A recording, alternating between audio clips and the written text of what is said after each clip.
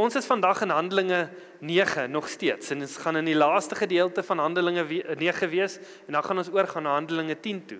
Nou so 2 weke terug, toe het ek genoem, dat ons gaan eintlik nie meer baie van Petrus hoor, of van hom sien nie. Ons gaan baie meer, Handelinge gaan nou baie meer begin fokus op die bediening van Paulus, wat hy gaan doen het.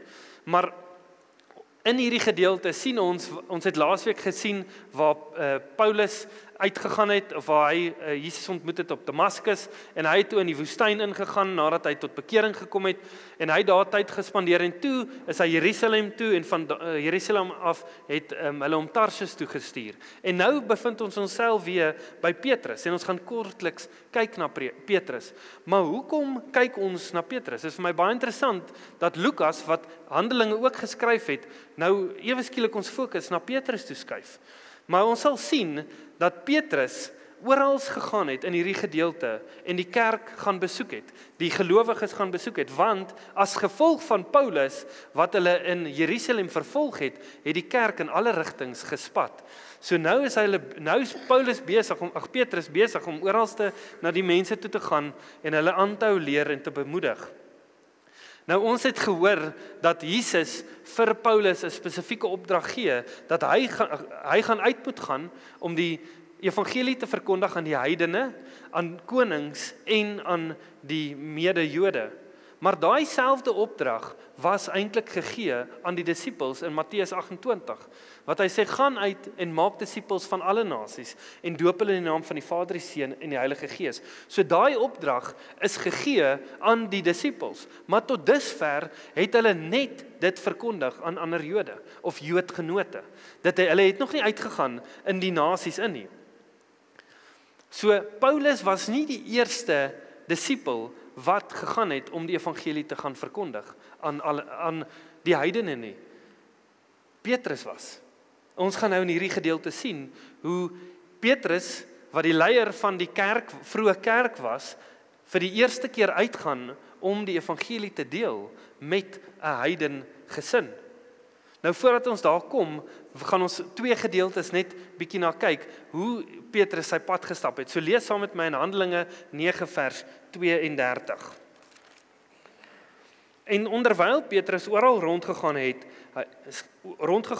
het hy ook gekom by die heiliges wat in Lydda woon, en hy het daar 'n man gevind met die naam van Eneas, wat al 8 jaar bedlêend en verlam was. En Petrus sê vir hom, Eneas, Jesus Christus maak jou gesond. Staan op en maak jou bed op. En hy het dadelik opgestaan. En al die inwoners van Lydda en Saron het hom gesien en hulle het tot die Here bekeer. En in Joppe was daar 'n sekere disipelin met die naam van Tabitha, wat as dit vertaal word beteken Dorcas. Sy was oorvloedig in goeie werke en almoses wat sy gedoen het. En in die dae het sy siek geword en gesterwe, en hulle het haar gewas en in 'n bovertrek neergelê.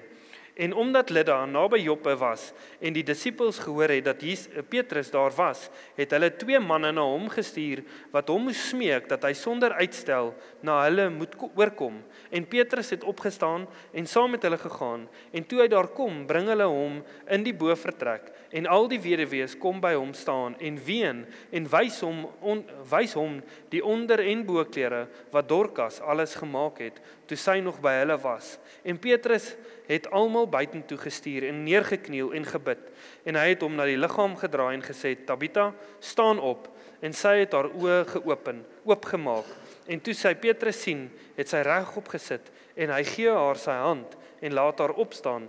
Daarop roep hy die heiliges en die weduwees, en stel haar lewendig voor hulle. En dit het bekend geword in die hele Joppe, en baie het in die Here geglo, en hy het 'n geruime tyd in Joppe gebly by 'n sekere Simon, 'n leerlooier.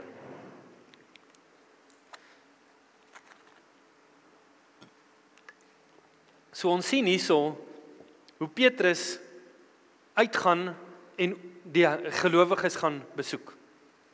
En hy kom op 'n man af, Eneas, wat vir 8 jaar verlam is. Hy's bedlêend. Nou wat vir my interessant is, hy sê, Jesus Christus genees jou. Staan op, maak jou bed op en gaan. Hy sê vir hom, Jesus Christus is die ene wat jou genees. Petrus is nie die ene wat genees nie. Petrus is die voertuig of die wessel wat Jesus gebruik om dit deur te doen. Ek en jy is wessels wat die Here gebruik om iets te verrig. Ek en jy het 'n keuse, gaan ons gehoorsaam wees wanneer hy vir ons sê om iets te doen of nie. Maar ons moet nooit ons fokus op 'n mens sit nie. Dit is baie maklik vir hulle dalk om na Petrus toe te kyk en te sê, kyk wat het Petrus gedoen. Maar nee, hy sê Jesus Christus is die ene wat jou genees. Ek het nou vir jou 'n vraag. Glo julle dat God 'n God van genesing is? Maar hoekom is daar soveel mense wat nie genees word nie? Want ek het nie daai antwoord nie.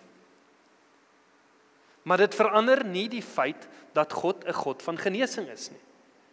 So, omdat daar mense is wat nie genees word nie, beteken nie dat God nie 'n God van genesing is nie. Maar die vraag is, as jy nie genees word nie, want jy het dalk iets wat jy die Here voor vertrou, hoe lyk jou geestelike toestand of jou moed rondom daai situasie? Jy sit dalk hier en jy vertrou God vir genesing. Ek wil vir jou sê, hou aan glo en hou aan hom vertrou vir genesing. Moenie opgee nie. Daar's 'n gedeelte wat Paulus van praat, hy het 'n doring in die vlees. Ons weet nie heeltemal wat is dit nie, en hy vra vir die Here vir genade, en op 'n kol sê die Here vir hom, my genade is vir jou genoeg. Ek gaan hom nie wegvat nie. Daar is sekere goeders wat ons net nie verstaan nie. Maar dit beteken nie omdat ons nie iets verstaan of dat daar nie genesing plaasgevind het in iemand se lewe, dat God nie 'n God meer van genesing is nie. Ons moet versigtig wees om te sê, nee, hy het daai tyd so gewerk en daar het hy genees, maar deesdae nee, die dokters is goed genoeg. En ek is nie teen dokters nie. Asseblief, moenie wat ek nou sê vat om te sê dokters is sleg nie. Maar ons moet werklik die Here nog steeds kan vertrou vir genesing. Ons moet glo in die karakter en die identiteit van wie Christus is, en ons moet nie moed verloor nie. Die genesing van hierdie man het gelei dat almal na die Here gedraai het in daai area. Hy sê almal het na die Here gedraai. Dis baie interessant dat dit gebeur het. Maar daar was disippels wat in Joppe gebly het, en hulle hoor dat Petrus daar is, en hulle sê, asseblief kom, jy moet vinnig kom, want daar is 'n vrou wat dood is. Maar sy het na die weduwees gekyk. Nou Petrus gaan soontoe, maar in hierdie gedeelte sien ons nie dat hulle enigstens sê wat hulle wil hê Petrus moet doen nie. Hoekom wou hulle gehad het Petrus moet gaan? Hulle sê net hy moes kom. En hy kom daarso en hy stuur almal uit. En hy kniel en hy bid. Hy vra die Here vir leiding. Wat moet hy doen in die situasie? Hoe reageer ek en jy in 'n situasie wat ons nie weet wat om te doen nie? Stop ons en ons sê net, Here, kry al die geraas dalk eers uit en sê net, Here, wat moet ons doen? Wat is die plan wat U het vir my? Nadat hy gebid het, sê hy vir haar, staan op. En sy word wakker en sy staan op. Ek en jy moet in gehoorsaamheid wandel teenoor die Here. As die Here vir hom gesê het, los haar, wat moes hy doen? Dit beteken nie dat God nie genees omdat hy iets anders te kies nie. Die vrou het gekyk na die wees en die weduwees. Spesifiek die weduwees. In daai tyd, as jy 'n weduwee was, is dit so te sê, tickets, die kanse wat jy sou kon lewe, het baie klein geword, want niemand het na jou omgesien nie. En die vrou het, en ek sien hierso, dat haar werk nog nie klaar was nie. Die Here wou haar nog gebruik in hierdie, en hy laat toe dat Petrus haar weer lewendig maak. Maar wat vir my interessant is, nadat hierdie gebeur het staan daar sekeres het geglo. Nie almal nie. En ek wonder baie keer, hoe reageer mense teenoor wonderwerke? Want Petrus en die vrou was alleen. Dis baie maklik dalk om te gesê het, nee, maar sy dalk net lekker geslaap. Dit kan enigiets wees wat mense verskonings gebruik om te sê, nee, dit het nie sy was nie regtig dood nie. En dis baie keer wat ons ook doen in ons lewens. Ons kyk na die wonderwerke en ons sê nee, daar moet 'n praktiese rede wees hoekom dit gebeur. Dis 'n wonderwerk dat jou hart elke dag klop. Besef julle dit? Maar ons het dit al as normaal gevat. Ons sien gebeurtenisse hier in Handelinge van mense wat genees word. En ek sê vir jou, daar's nog steeds mense wat uit die dood uit opstaan. Daar's nog steeds mense wat krippel is, wat die Here genees en opstaan. Dit beteken omdat ons dit nie elke dag noodwendig so sien nie, dat dit nie gebeur nie. Die Here is nog steeds besig om te werk soos wat hy gewerk het in die kerk van Handelinge. Maar daar's 2 goeders wat ek vir julle wil uitwys uit hierdie gedeelte spesifiek oor die vrou. Goeie werke maak jou nie 'n Christen nie. Jy doen goeie werke omdat jy 'n Christen is. Dis die vrug wat jy dra in jou lewe. Ons kan nie ewige lewe koop nie. Ons kan nie werk vir ewige lewe nie. Dis 'n geskenk wat God vir my en jou gee. Die tweede ding is, omdat jy goeie werke doen vir die Here, beteken nie dat jy nie moontlik siek kan word en sterf nie. Want dit is 'n stigma wat gekoppel is aan Christendom. As jy die Here dien, alles gaan goed gaan. Dis nie die waarheid nie. Van die apostels was daar een wat dood gegaan het van ouderdom. En dit was Johannes gewees. Die res het hulle lewe gegee. Hulle het dit nie maklik gehad nie. Maar deesdae het die evangelie geword van neem die Here aan, alles gaan goed gaan, jy gaan prosperous wees, dit gaan alles beter gaan. En dis nie die realiteit nie. Hierdie vrou is dood. Maar die Here het gesê, dis nog nie tyd nie. Sy moet weer terugkom. Christendom verseker jou nie van gesondheid nie. Maar kan jy Jesus nog steeds loof en prys te midde van die afwesigheid van 'n gesonde lewe? Want dit gaan bepaal hoe jou gemoed is. Om te sê, Here, ek bid vir genesing. Ek soek genesing in hierdie aspek van my lewe. Ek vertrou die Here vir genesing vir daai ou. Maar ten midde van dit alles, bly U goed. En ek gaan my fokus op U hou. Ek gaan nie my fokus skuif na die omstandighede wat ek myself in bevind nie.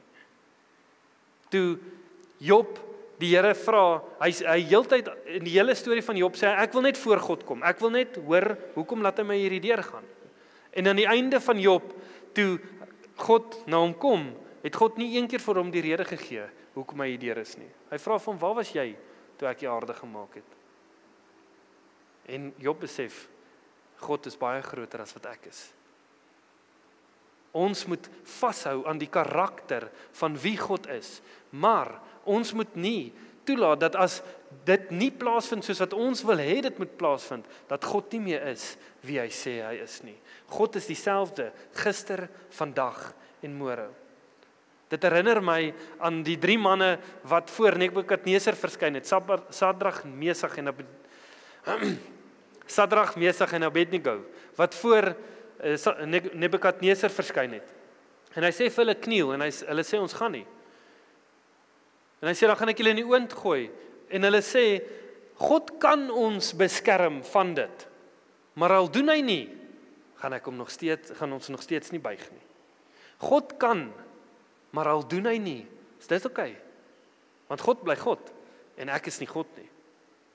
Dit wat Petrus gedoen het, moes geloof gevat het, om vir eerstens daai man te sê staan op, en dan om iemand uit die dood uit op te wek. Dit is iets wat Jesus gedoen het. En hy sê, staan uit die dood uit. Maar, hy het dit eers gedoen, nadat hy die Here gevra het, wat moet hy doen? Geloof kom deur die hoor en die hoor van die woord van God. As ek en jy geloof soek, lees jou woord, bestudeer jou woord, gaan kry jou hoop en jou geloof in die woord. Moet dit nie gaan soek in iemand anderste nie, gaan kry dit by die Here. Nou, Petrus het 'n geruime tyd hierso spandeer, maar wat vir my baie interessant is, dat Hy spandeer hierdie tyd, maar die grootste toets vir hom teologies gaan nou nog kom. Nou, almal van ons wat hierso sit, is teoloog. Glo julle dit? Wat beteken die woord teologie? Dit is die studie van die woord en die studie van God. Dit is 'n teoloog. So wanneer jy die woord vat en jy lees dit, is jy besig om 'n teologie te bou en te vorm vir jou. Jy is besig om teologie toe te pas. Nou in Petrus se raamwerk is heidene nie deel van die geloof nie. En sy teologie moet nou bietjie getoets word. So kom ons lees in Handelinge 10 vanaf vers 1 tot 35. En daar was in Caesarea 'n man met die naam van Cornelius, 'n hoofman oor 100 van die sogenaamde Italiaanse leerafdeling. Hy met sy hele huis was vroom en godvreesend en het baie almoese aan die volk gegee en was altyd deur in die gebed tot God. Hy het duidelik in 'n gesig omtrent die 9de uur van die dag 'n engel van God na hom sien inkom en vir hom sê, Cornelius, en hy het die oë op hom gehou en vol vrees gesê, wat is dit, my Heer? Toe antwoord hy hom, jou gebede en jou almoese het voor God in genade in gedagtenis gekom. Stuur dan nou manne na Joppe en laat vir Simon haal, wat ook Petrus genoem word. En hy is tuis by 'n sekere Simon, 'n leerlooier, wie sy huis by die see is. Hy sal jou sê wat jy moet doen. En toe die engel van wat met Cornelius gespreek het, weg was, roep hy 2 van sy huisbediendes en 'n vroom soldaat van die wat altyd by hom was, en vertel hulle alles en stuur hulle na Joppe. En die volgende dag, terwyl hulle op die pad was en naby die stad kom, het Petrus omtrent die 6de uur op die dak geklim om te bid. En hy het baie honger geword en wou eet. En terwyl hulle besig was om klaar te maak, het daar 'n verdrukking van sinne oor hom gekom. En hy sien die hemel geopend en 'n voorwerp soos 'n groot laken na hom afdaal, wat aan die 4 hoeke vasgebind is en op die aarde neergelaat word. Daarin was al die 4-voetige diere van die aarde en die wilde en kruipende diere en die voëls van die hemel. Toe kom daar 'n stem na hom, staan op Petrus, slag en eet. En Petrus sê, nooit nie, Here, want ek het nooit iets onheiligs of onreins geëet nie. En weer het die stem van die tweede keer na hom gekom, wat God rein gemaak het, mag jy nie onheilig ag nie. En dit het 3 maal gebeur en die voorwerp is weer in die hemel opgeneem. En terwyl Petrus by homself daaroor verleë was, wat die gesig tog kon beteken, wat hy gesien het, staan die manne wat deur Cornelius gestuur was, daar by die poort en verneem na die huis van Simon. En hulle roep en vra of Simon, wat ook Petrus genoem word, daar tuis is. En terwyl Petrus nadink oor die gesig, sê die Gees vir hom, daar is 3 manne wat jou soek. Staan op, klim af en gaan saam met hulle sonder om te twyfel, want ek het hulle gestuur. En Petrus het afgeklim na die manne wat deur Cornelius na hom gestuur was en gesê, kyk, dit is ek wat julle soek.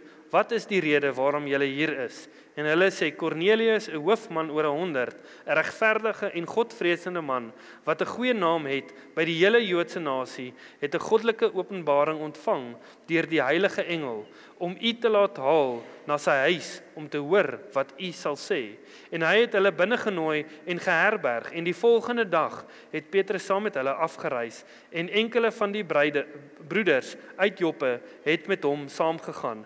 Die dag daarop het hulle in Caesarea aangekom, en Cornelius was hulle te wagte, en hy het alreeds sy familie en besondere vriende bymekaar geroep. Toe Petrus dan binnekom, het Cornelius hom tegemoet gegaan en aan sy voete neergeval en hom hulde bewys. Maar Petrus het hom opgerig en gesê, staan op, ek is self ook maar 'n mens. En onderwyl hy met hom spreek, gaan hy binne en vind baie wat vergader het. En hy sê vir hulle, julle weet dat dit ongeoorloof is vir 'n Joodse man om met iemand van 'n ander volk omgang te hê of hom te besoek.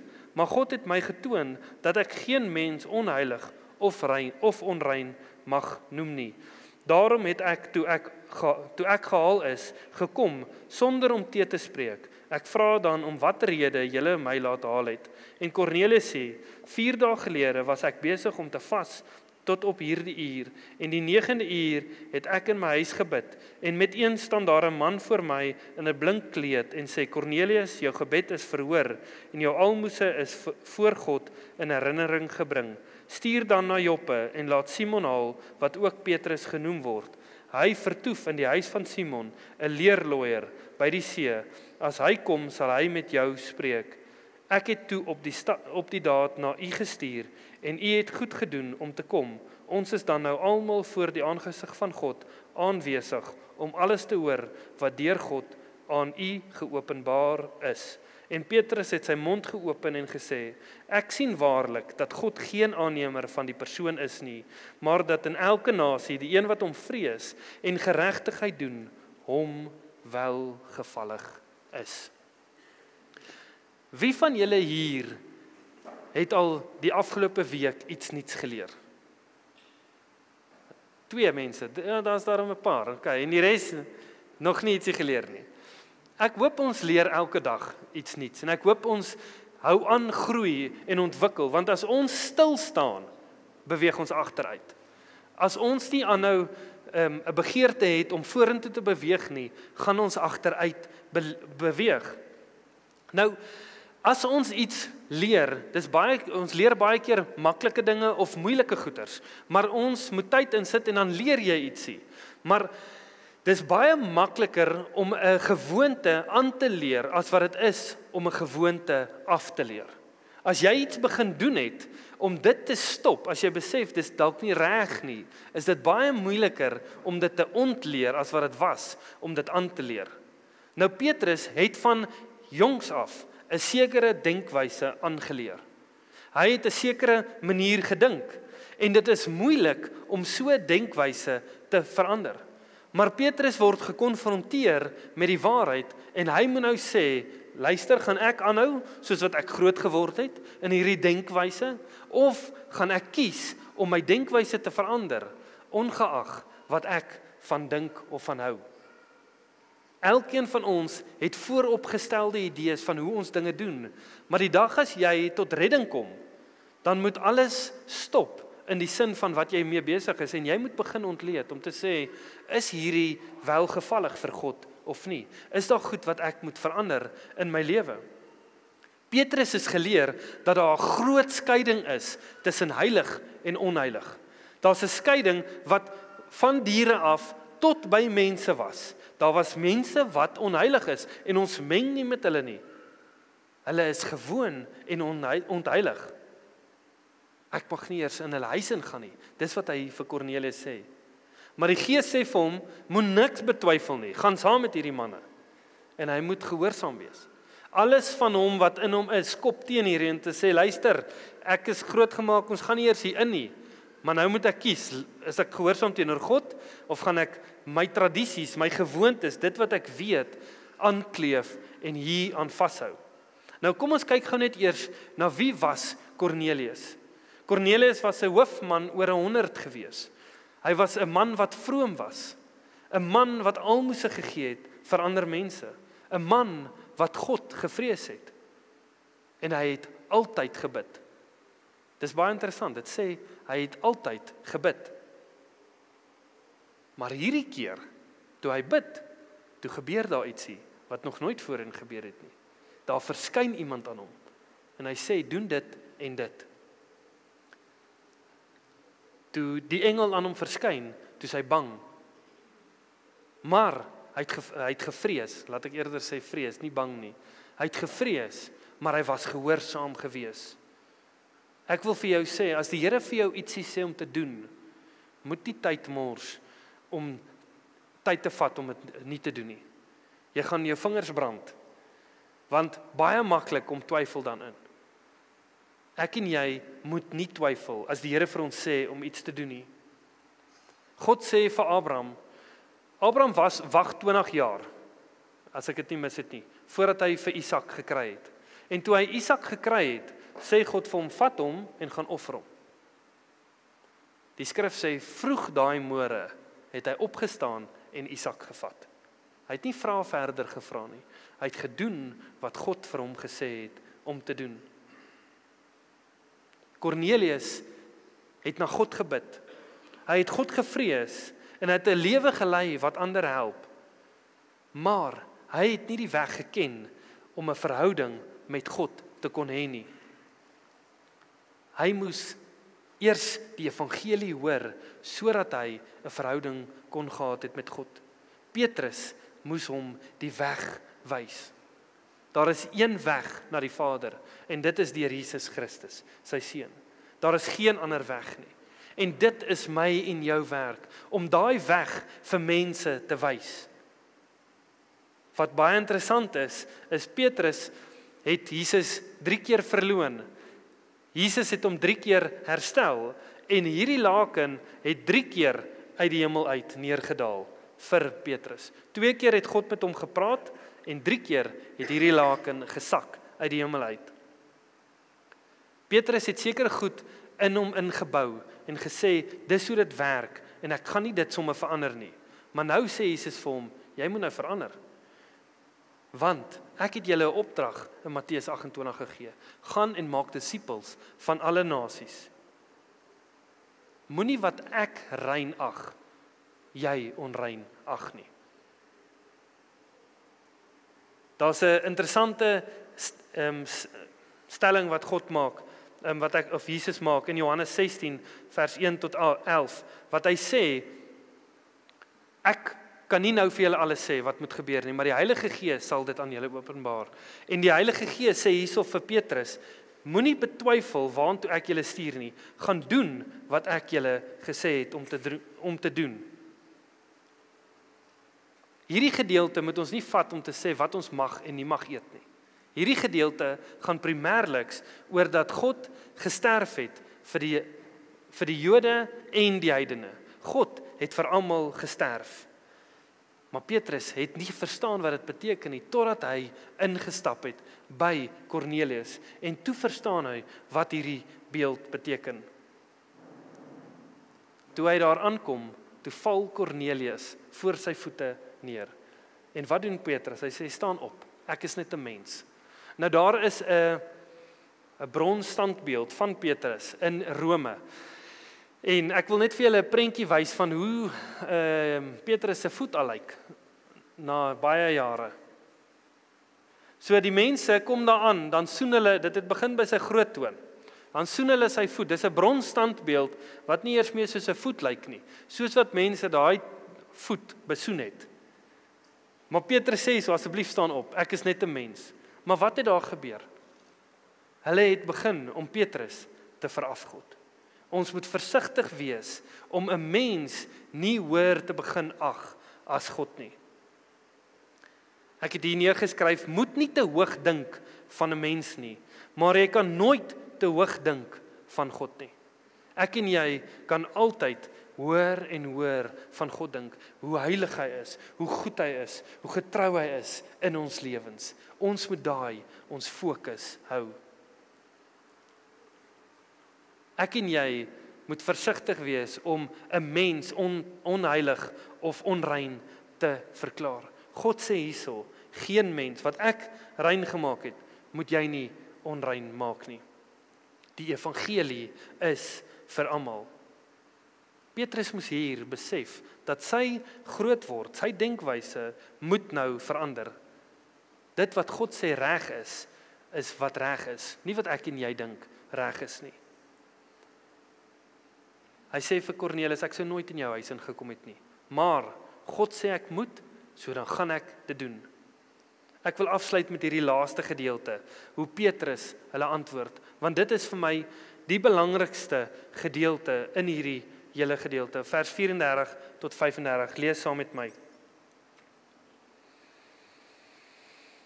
En Petrus het sy mond geopen en gesê, ek sien waarlik dat God geen aannemer van die persoon is nie, maar dat in elke nasie die een wat hom vrees en geregtigheid doen, hom welgevallig is. Petrus het gevooroordeel. Hy het nie veroordeel nie, hy het gevooroordeel. Wat dit beteken is, as jy na iemand kyk, dan maak jy al klaar besluite oor daai persoon. Jy sien iemand, jy sien dalk hoe hy aantrek of jy sien dalk wat hy ry en onmiddellik vorm daar 'n prentjie van daai persoon in jou gedagtes. Dan is jy besig om te vooroordeel. Ek en jy moet versigtig wees om te vooroordeel. Ons kyk baie keer dalk na iemand en ons sê, Here, hoe moet ek die evangelie met daai persoon deel? Daai ou is dalk te intellektueel slim vir my of wat ook al dit mag wees. Ons moet ophou om te vooroordeel. Ons moet net gehoorsaam wees. Want dit is wat Petrus moes wees, al het hy gevooroordeel. Ek en jy moet nie na iemand kyk en sê, is hy aanvaarbaar of nie aanvaarbaar nie. Ons moet uitgaan en die Here gehoorsaam en doen wat hy vir jou sê om te doen. Ek en jy moet onderdanig wees aan die wil van die Here. Almal is gelyk in God se oë. Maak nie saak wie hy is nie. Ons is gelyk in sy oë. God aanvaar die ene wat hom vrees en in geregtigheid lewe. 'n Gesonde goddelike vrees is die begin van wysheid. Ons moet nie dink ons kan hierdie pad stap sonder dat ons die regte gesag en ontsag het vir die Here nie. Petrus se raamwerk was gewees, God het gesterf vir die Jode en Joodgenote, maar nie vir almal nie. Petrus sou nie verstaan het as Jesus vir hom op die aand van die laaste Pasga, hulle laaste ete saam, sou hy nie verstaan het dat God wou gehad het, hy moes uitgaan na al die nasies nie. Maar nou kon hy dit verstaan. En die Heilige Gees wys en openbaar vir hom dat hy moet gaan na al die nasies. Ek en jy moet ons denkwyse verander en sê, Here, ek het dalk goeders gedoen of goed geleer as 'n kind. Maar ek wil gewas word deur die woord en my lewe in lyn kry met wat U sê ek moet doen. Met wat U sê ek my lewe na moet rig. Elkeen van ons vooroordeel baie keer iemand om te sê nee, hy gaan nie verstaan of daai persoon, die Here kan hom nie gebruik nie. Ons kan kyk na Saulus en ons kan sien dat die Here enigiemand gebruik wat hy wil gebruik. Ek en jy moet 'n gesonde goddelike vrees hê vir die Here en kies om in geregtigheid te lewe. Ons moet dinge doen wat die Here eer bring. Ons gaan nou in 'n tyd ingaan van vakansie waar dit maklik kan wees om net 'n bietjie lekkerder te laat te slaap, 'n bietjie meer rustig te wees. Maar ek wil jou aanmoedig, moet nie die tyd versuim om tyd met die Here te spandeer nie. Koop die tyd uit. Spandeer tyd met hom. Begin om werklik te verdiep in jou verhouding met hom.